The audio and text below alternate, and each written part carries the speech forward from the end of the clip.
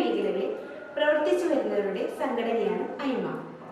Cinema മേഖലയിലെ 24 വിഭാഗങ്ങളായ producer, director, ആർട്ടിസ്റ്റുകൾ, ടെക്നീഷ്യന്മാർ, production boy വരെയും കൂടാതെ ഒരു സിനിമ കാണാൻ ആഗ്രഹിക്കുന്നവർ വരെ ഈ അസോസിയേഷന്റെ ഭാഗമാണ്.